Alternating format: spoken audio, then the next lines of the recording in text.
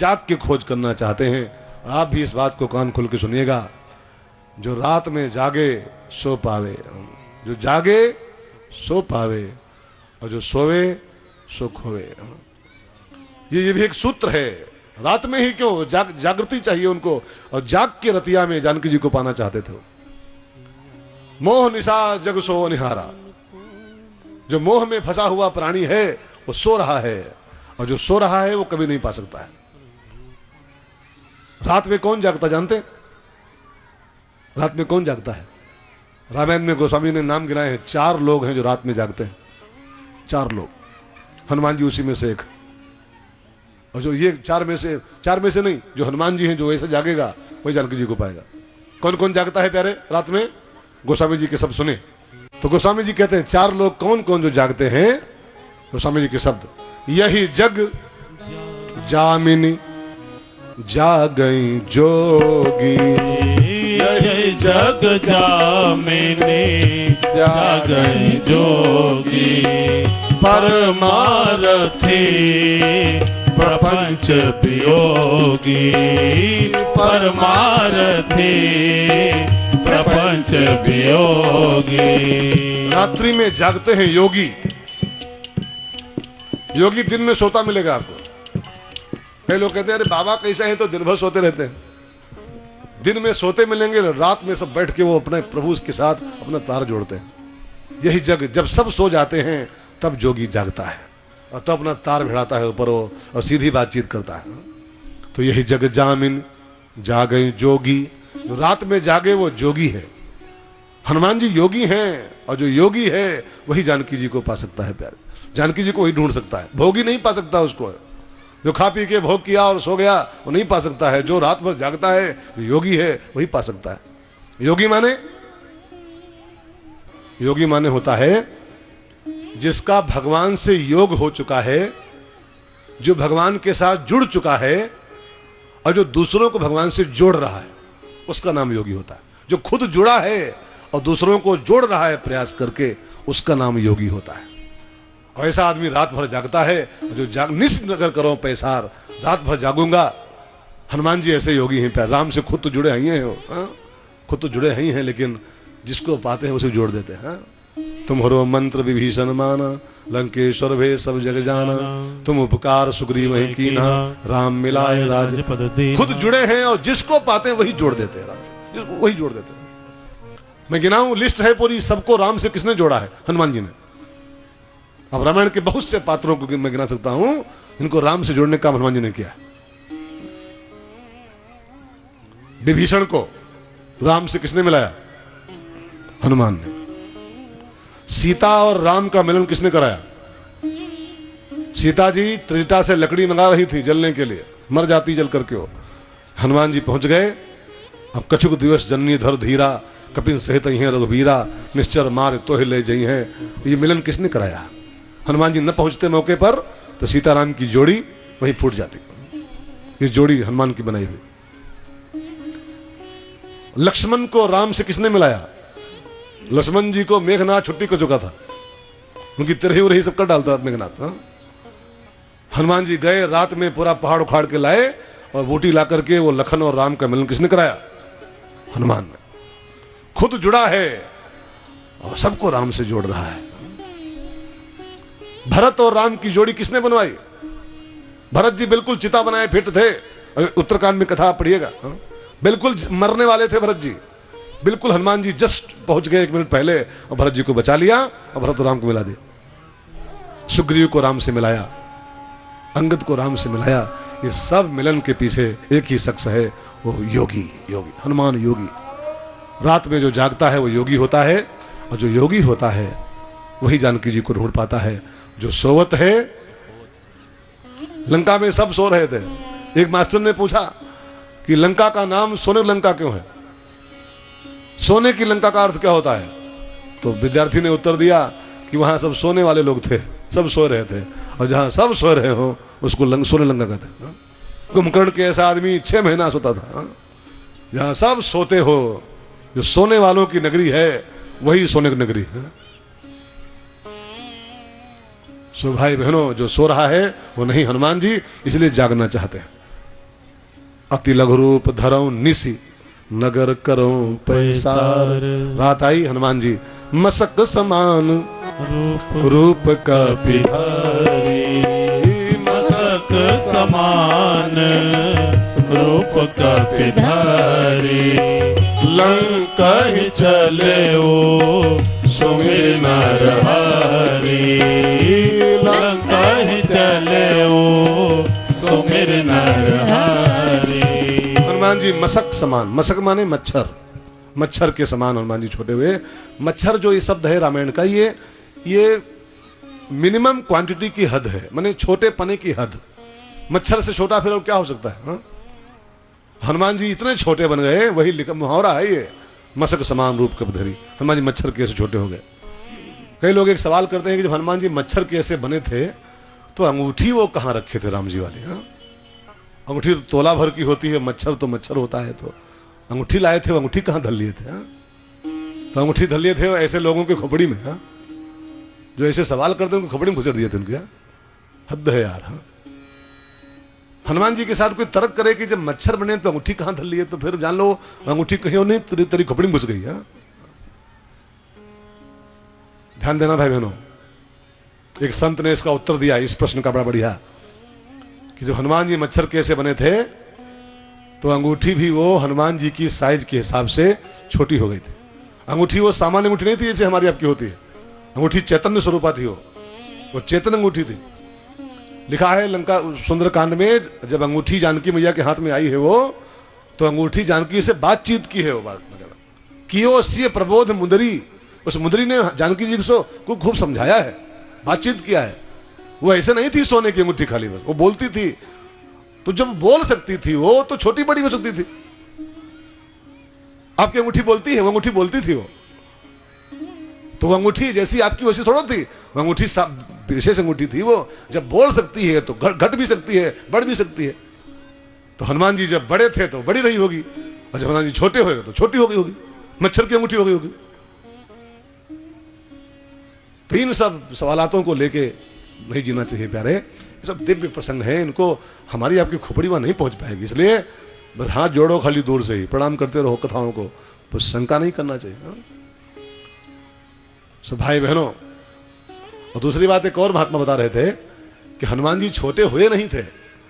हनुमान जी अष्ट सिद्धि के मालिक हैं, और अष्ट सिद्धियों में एक सिद्धि है अणिमा, एक अणिमा सिद्धि है। अणिमा सिद्धि का फल होता है कि आदमी रहता उसी साइज का है, लेकिन दिखाई पड़ता है छोटा खाली। बस वो रहेगा अपनी प्राकृतिक साइज में, लेकिन वो दूसरों को दिखाई पड़ता है छोटा सा। इसको बोलते हैं अणिमा सिद्धि। जैसे सूर्य है ना, सूर्य को देखो कितना बड़ा दिखाई पड़ता है, इतना बड़ा गोला, इतना बड़ा है क्या ये? इतना बड़ा सूर्य है, दिखाई पड़ता है मुश्किल से 1.5 फुट का हो। 1.5 फुट का है क्या? धरती की लंबाई चौड़ाई से हजारों गुना बड़ा सूर्य है। जितनी बड़ी आपकी धरती है ना, इससे हजारों गुना विशाल सूर्य है। छोटा नहीं है, 2 फुट का नहीं है वो, लेकिन दिखाई पड़ता 2 फुट का है। ऐसे हनुमान जी छोटे नहीं थे, हनुमान जी खाली छोटे दिखाई पड़ते थे अणिमा सिद्धि के प्रभाव से। सिद्धि का उन्होंने प्रयोग किया था। तो हनुमान जी की फुल साइज थी, अंगूठी फुल साइज की रही होगी। बुद्धि मत लगाओ, है ना, प्रणाम करो खाली बस। तो मसक समान रूप का पिधारी, मसक समान रूप का पिधारी। लंका ही चले वो सुमिर नर हरि, लंका ही चले वो सुमिर नर हरि। नाम लंकिनी एक निश्चरी, नाम लंकिनी एक निश्चरी। सो काह चले सी मोहि निंदरी, सो काह चले सी मोहि निंदरी। जाने ही नहीं मरम सठ मोरा, जाने ही नहीं मरम सठ मोरा। मोर आहार जहाँ लगी चोरा, मोर आहार जहाँ लगी चोरा। हनुमान हनुमान जी मच्छर के साइज का रूप बना के लंका के प्रवेश द्वार पर आए और जो पहला पांव डालना चाहा लंका में, प्रवेश करना चाहा, नाम लंकिनी, एक निश्चरी, एक राक्षसी थी लंका में, उसका नाम था लंकिनी। बड़ी विशाल उसकी काया थी, हनुमान जी के सामने खड़ी हो गई हो। ये लंकिनी कुछ और नहीं है, लंका ही है।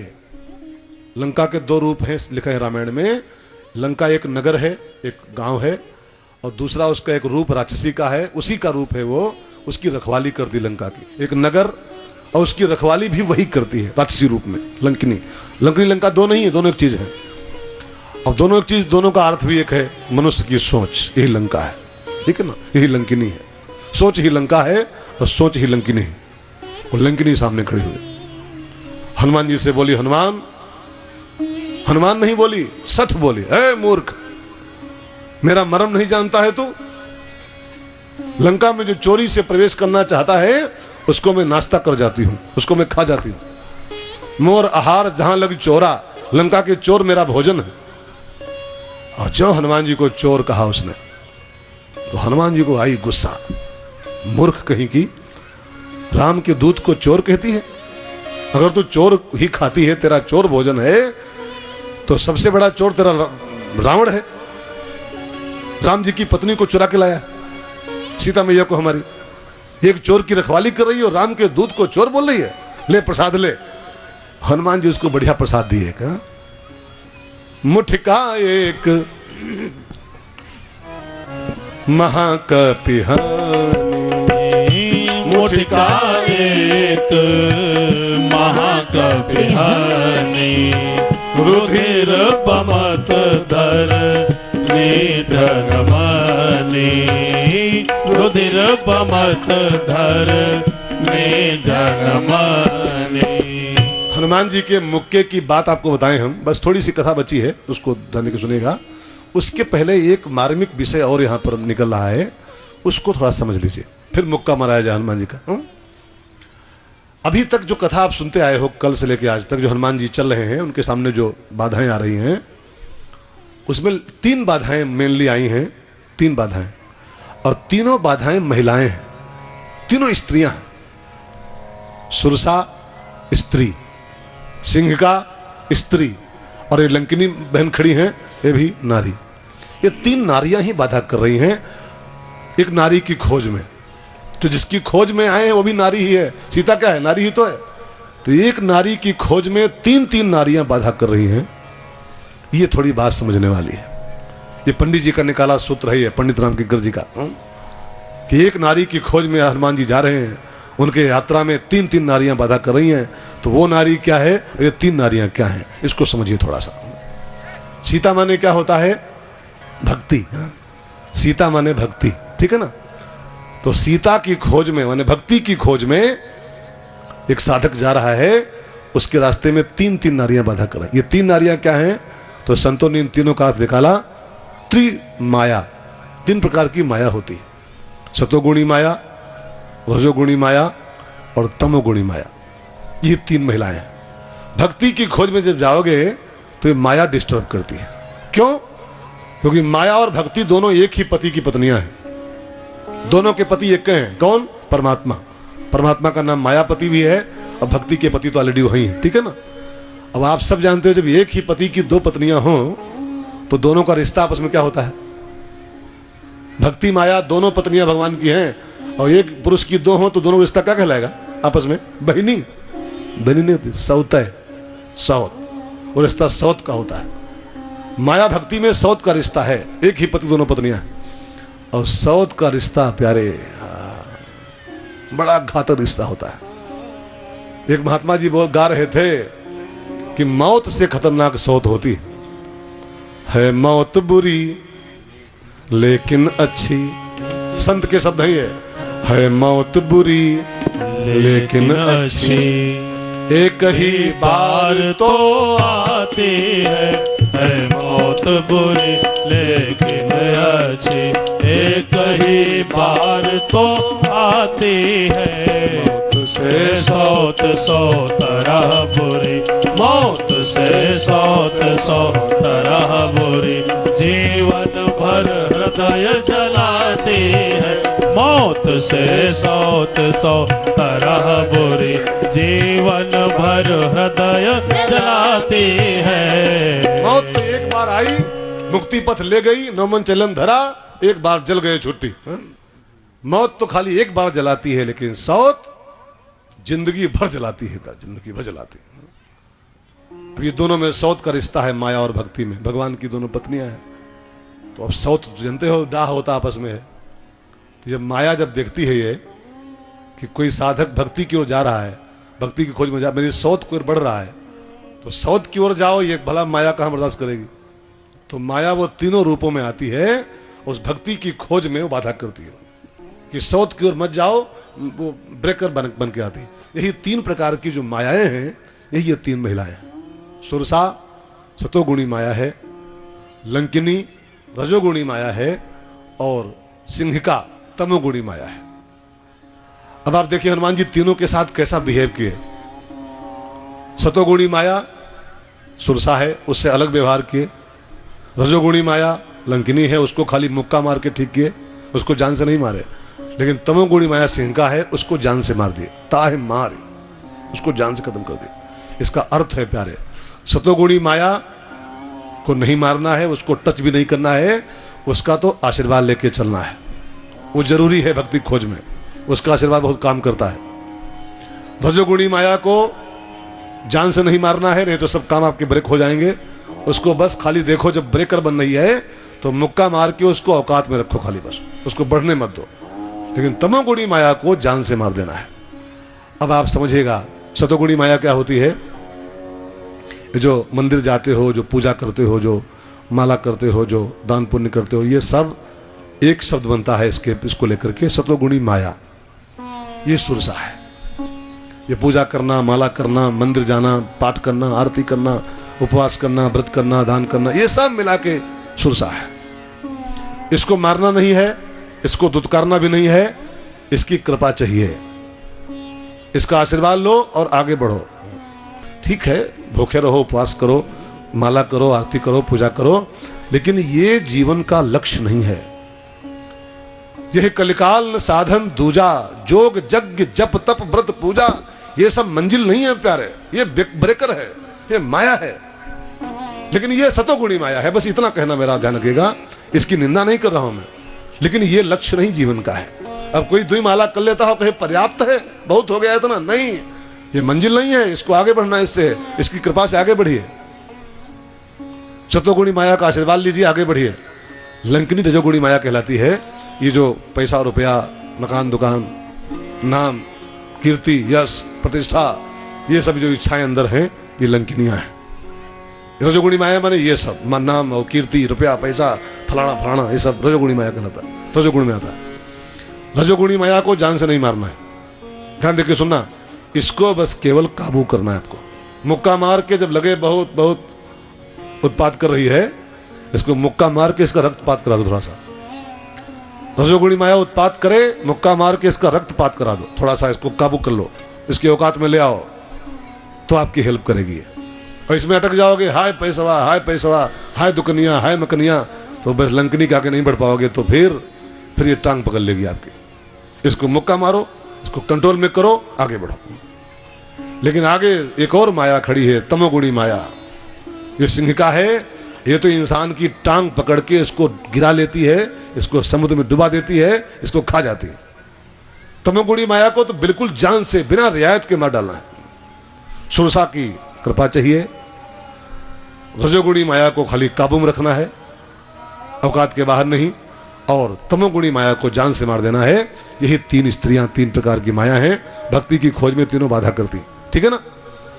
तो हनुमान जी के सामने वो तीसरी बाधा खड़ी हुई, लंकिनी, और बोली, जाने ही नहीं मरम सठ मोरा, जाने ही नहीं मरम सठ मोरा, मोर आहार जहाँ लगी चोरा, मोर आहार जहाँ लगी चोरा। मुट्ठी का एक महाकपिहानी, मुट्ठी का एक महाकपिहानी, तिहाने रुधिर बमत धर निधन माने रुधिर बमत धर निधन माने।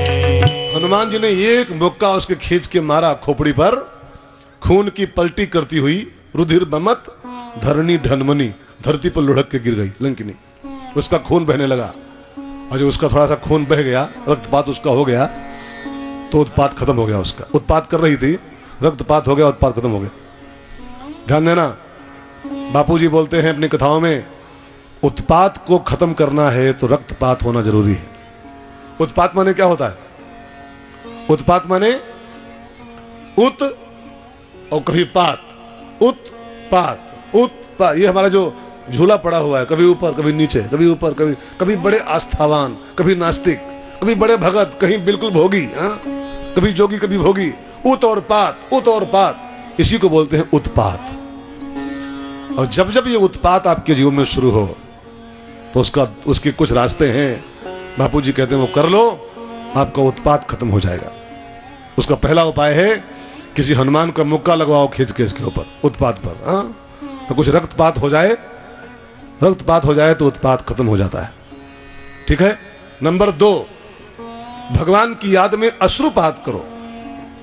जो भगवान की याद में अश्रुपात करता है उसका भी उत्पात शांत हो जाता है जिंदगी का।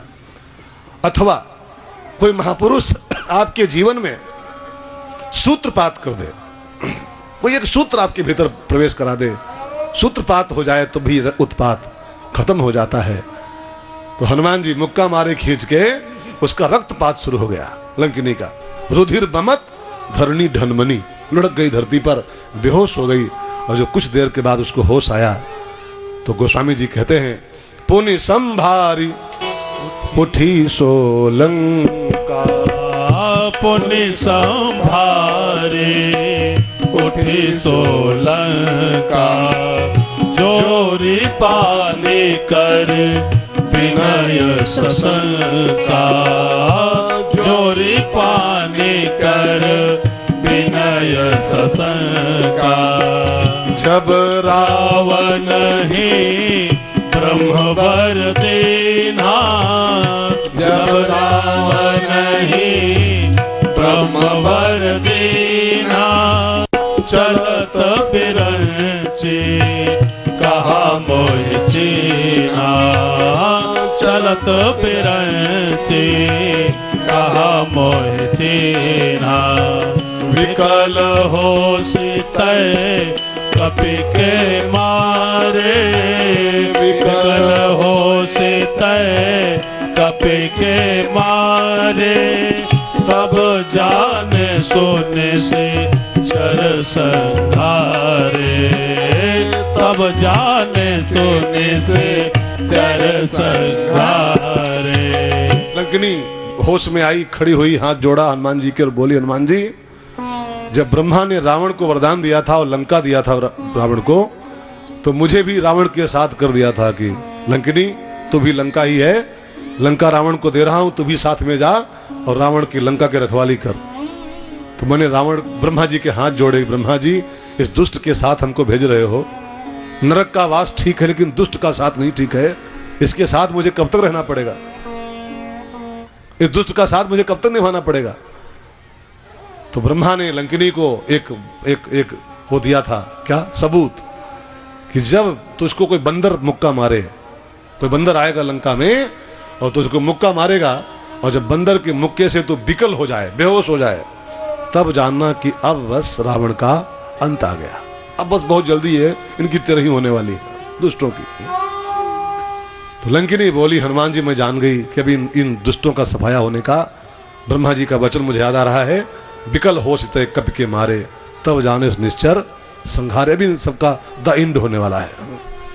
और फिर लंकिनी बोली, तात मोर अति पुण्य बहुता, तात मोर अति पुण्य बहुता, देखे नयन राम कर दूता, देखे नयन राम कर दूता देखे नयन राम कर दूता।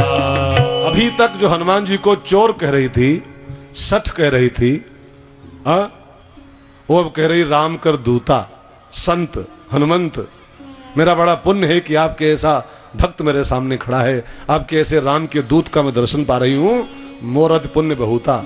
अभी चोरा बोल रही थी, अभी रामदूता बोल रही, अभी सट कर रही थी, अभी कहीं मेरा पुण्य है कि आपका दर्शन में पा रही हूं। ये इसकी भाषा में जो चेंज आया है लंकिनी की, अभी सट से सीधे रामदूत पे आ गई, अभी चोर से और भक्त कह रही है हनुमान जी को।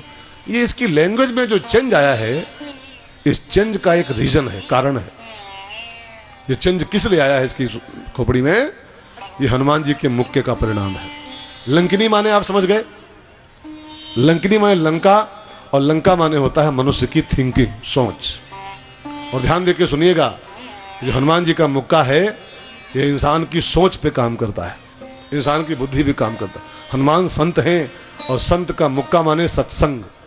संत का मुक्का सत्संग का प्रतीक है, और सत्संग कुछ और नहीं करता है, सत्संग इंसान की खोपड़ी पे काम करता है। आपके अंदर काम चल रहा है इसका, सत्संग का। आप न मानो न मानो, आपके अंदर काम हो रहा है। ये सत्संग अंदर कुछ फैक्ट्री चला रहा है, आपके अंदर कुछ निर्माण कार्य चल रहा है।